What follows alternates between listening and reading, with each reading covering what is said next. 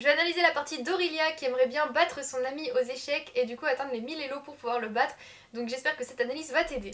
Alors E4, E5, cavalier F3, cavalier C6, donc voilà, normal, développement basique, 4 cavaliers, cavalier C3. Et ici, donc son adversaire a fait A6. Alors A6 c'est un peu étrange parce que bon, bah il développe pas de pièces. Normalement on dit toujours qu'en début de partie, il faut 2-1 prendre le centre, 2-2 développer les pièces et 2-3 roquer. Bon bah voilà, les pièces mineures, hein, je dis bien quand on dit développer les pièces, c'est développer les pièces mineures, donc cavalier fou, et après roquer pour mettre son roi en sécurité. Et après une fois qu'on a fait tout ça tout simplement, et ben là on peut décider de faire un plan. Mais son adversaire il a fait A6, et A6 c'est un peu bizarre, alors je pense comprendre pourquoi, c'est parce qu'il voulait pas laisser fou B5 qui pouvait potentiellement faire un clouage sur le roi par la suite. Mais A6 du coup bon bah c'est pas bon parce que ça respecte aucun des trois principes de l'ouverture. Et bah juste, voilà, il perd un temps en fait dans l'ouverture tout simplement, donc il se retrouve tout de suite pas très très bien. Donc là, il a fait fou E2 Aurelia, et en fait là le problème c'est que son fou bah, il va être un peu restreint en E2, surtout qu'après on va peut-être sûrement faire D3, et après D3 son fou va se retrouver bloqué face à un mur de pions.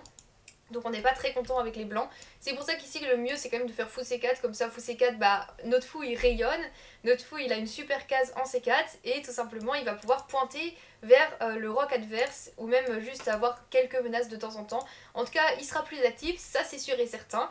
Et après bah on va pouvoir faire D3 tranquillement tout ça et on va pouvoir par la suite faire un plan. Mais ce fou sera forcément mieux en C4 que en E2. Peut-être qu'il l'a pas mis ici parce qu'il a eu peur de B5, mais B5 c'est rien du tout parce qu'on va juste en B3, il n'y a pas de souci, même s'il fait ça, bon bah il n'y a aucun problème, hein, vraiment, on active juste nos pièces, hein, vraiment. Donc voilà, en tout cas fou E2, donc c'est un peu triste, c'est dommage. Donc là il a fait fou C5 l'adversaire, et là Aurelia il a fait petit roc, donc très bien. Ici il y avait juste un thème qu'il faut apprendre à reconnaître, c'est cavalier prend E5 en fait. Quand le pion ici n'est pas protégé, quand il n'a pas fait D6 et qu'il y a un fou en C5, on peut avoir ce genre de thème parfois qui est pas mal. Parce qu'après cavalier prend, on a D4, et en fait par exemple bah, il fait fou D6 parce qu'il va forcément reperdre une des pièces parce qu'on en a sacrifié une, mais on va en regagner une. Fou D6, prise, et là en fait donc il a un fou ici. C'est sa seule pièce de développer, c'est ça qu'il faut remarquer. Nous on est prêt à faire petit roc, donc on est vraiment à un temps de faire petit roc, c'est à nous de jouer. On a deux pièces de développer et on a un pion du centre. Donc en fait vraiment on se rend compte qu'on a un bon avantage comparé au noir ici. Et donc notre prochain coup ça va être de faire par exemple soit petit roc, soit même F4 en fait, parce que finalement ok on se crée des faiblesses mais il peut pas en profiter comme il a sorti aucune pièce. Donc du coup ici dans cette position on serait vraiment beaucoup mieux avec les blancs. Mais cavalier prend E5, voilà, bon bah ça c'est un thème dont il faut se rappeler, mais c'est pas forcément facile à voir quand on l'a jamais vu. Donc petit roc, D6, donc il protège enfin son pion pour pouvoir prendre, pour plus prendre ce genre de menace, parce que s'il avait fait ça, bon bah il y avait encore la même idée du coup. Donc là D6, du coup il protège. D3 et là fou G4. Donc fou G4 c'est aussi, il y a un thème qu'il faut connaître, ça c'est super important, c'est un pattern. Donc en fait quand le fou ici n'est plus protégé en G4, le pattern à reconnaître c'est qu'en fait quand on bouge le cavalier, on attaque le fou. Mais en fait ici le truc c'est que, ok, après cavalier prend E5, c'est ça le coup qu'il fallait jouer, mais c'est un peu compliqué parce qu'il y a 3 coups à regarder. Et donc les 3 coups ça va être donc cavalier prend, pion prend et fou prend E2. Vraiment c'est les 3 coups qu'il faut regarder parce que sinon bah s'il fait pas un de ces 3 coups, bah, il perd juste un pion bêtement en fait tout simplement. Donc pion prend c'est le premier coup qu'il faut regarder, bah on a juste fou prend G4 évidemment, donc ça c'est bien. Cavalier prend, bon bah on a la dame et le fou qui attaquent ici, donc en fait on regagne juste la pièce comme ça, donc on est très content. Donc là on a une très bonne position, surtout qu'il a pas roqué, on attaque G7 tout ça, donc aucun problème. Et le dernier coup qu'il faut regarder absolument c'est fou prend E2 parce que ça attaque notre dame, et si jamais on reprend le fou, bah on a juste perdu une pièce, donc c'est très bête. Mais notre idée c'est pas de reprendre le fou ici, pas directement en tout cas, c'est de faire un coup intermédiaire qui est cavalier prend C6. Et après cavalier prend C6 on va attaquer la dame, et lui il attaque certes notre dame aussi, sauf que du coup s'il nous prend on va prendre sa dame. Et après par exemple tour prend, bah on va prendre, et ici avec les blancs on a un très bon avantage, parce qu'on a un pion de plus tout simplement. C'est pour ça que là au lieu de reprendre, il va sûrement devoir reprendre un pion ici, et nous on va en prendre un également. Et voilà, on a un petit avantage avec les blancs, on est plutôt content. Donc ça c'est pas un thème qui est facile à repérer. Mais quand vous voyez qu'il y a un fou qui n'est plus protégé ici, enfin qui n'est pas protégé tout simplement, et ben faut toujours penser à ce genre d'idée, très important. Donc là fou G4, du coup Aurelia il a fait cavalier D2 qui est aussi un bon coup, ça va. Après c'est un peu triste parce qu'on voit qu'on n'a juste pas développé ce fou là, donc pour le moment peut-être que le mieux c'était de finir le développement comme ça et puis après pouvoir faire par exemple D4 et on était très bien. Mais cavalier D2 c'est pas un mauvais coup, ça va. Ok, cavalier D4, et là son adversaire, ouais, il a fait une grosse erreur. Alors évidemment, il aurait juste dû prendre, par exemple, et après ça allait très bien pour les noirs et pour les blancs. Enfin c'était à peu près égal quoi. Mais là malheureusement il a fait cavalier D4 et en fait cavalier D4, fou prend G4 et on a juste gagné une pièce avec les blancs donc on est super content. Dame G4 et là malheureusement Aurelia il a fait une erreur directement, il a fait cavalier F3. Alors l'idée je la comprends, c'est qu'il veut attaquer la dame avec le fou comme ça en enlevant le cavalier. Par contre bah malheureusement il perd le fou.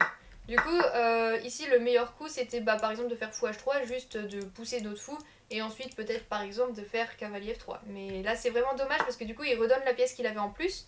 Cependant son adversaire l'a pas vu donc tant mieux. Fou G4, fou G5, dame G6, dame D2 et dame D2. Alors je sais pas si c'était l'idée, mais c'est un coup qui est super intéressant. Enfin super intéressant parce qu'en fait là on protège le fou et on menace cavalier H4 qui enferme la dame. Donc ça c'est un thème qu'il faut reconnaître quand vous voyez que la dame ici est en G6 et qu'on a un fou qui contrôle ces cases là, un fou qui contrôle ces cases là. Donc évidemment on peut pas le faire tout de suite parce que justement il y a dame prend G5, mais si on protège le fou, on menace cavalier H4 et on menace juste d'enfermer la dame.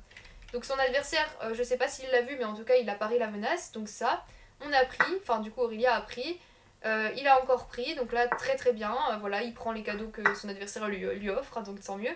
Cavalier D5 et là dame F7 et malheureusement il a cru qu'il y avait la fourchette mais son adversaire vient juste de protéger le pion. Alors du coup il a pris, il a reperdu sa pièce, donc là ça devient une position où il a des pions en plus mais malheureusement il a redonné sa pièce donc c'est un peu plus compliqué que juste avant.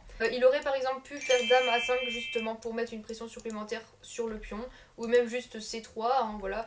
Tout était plus ou moins correct dans cette position mais là ça malheureusement il donne la pièce directe donc voilà. Mais il a toujours un petit avantage, enfin un bon avantage même, parce que là il va réussir à ouvrir la position au centre et comme il a des pions en plus bah du coup voilà c'est super bien, sachant qu'en plus l'adversaire n'a pas roqué donc c'est vraiment super. Donc prise, tour C1 ça, échec, H3, bon très bien. Après il a fait une grosse erreur malheureusement alors qu'il était complètement gagnant. Ici donc il aurait par exemple dû faire fou E4 pour justement attaquer sa dame à son adversaire et puis après ça faire dame C4 par exemple et comme le roi n'a pas roqué, en fait on peut se dire qu'on peut ramener juste nos pièces et on voit que le roi bah là il a un peu voilà il est sans défense, il n'y a aucune pièce qui le protège, ses pions non plus le protègent pas et puis comme il a pas roqué c'est une grosse catastrophe. Même le fou ici il va pas aider son roi pour défense donc c'est un peu dommage. Donc tour C3 par exemple pour la ramener en F3 ça aurait été vraiment bien. Mais là, il a fait une grosse erreur tactique, malheureusement, il a fait dame C2 et ça perd direct. Donc pour ceux qui veulent chercher, je vous laisse mettre la vidéo en pause pour trouver le gardien noirs. Mais ici, donc, le gardien noir, c'était de faire tour prend.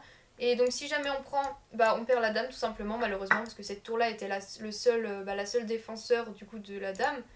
Et après, donc roi H2, là il y a juste dame F4 qui perd la tour aussi. Parce que du coup la tour est attaquée 2 fois, on enlève l'échec et on perd la tour. Donc c'est vraiment dommage. En tout cas j'espère que cette analyse t'aura aidé, que t'auras bien aimé. Et puis bah, pour ceux en tout cas qui sont intéressés, je donne des cours d'échecs et je propose aussi des analyses de parties. Donc n'hésitez pas à les regarder en bio. Et à bientôt.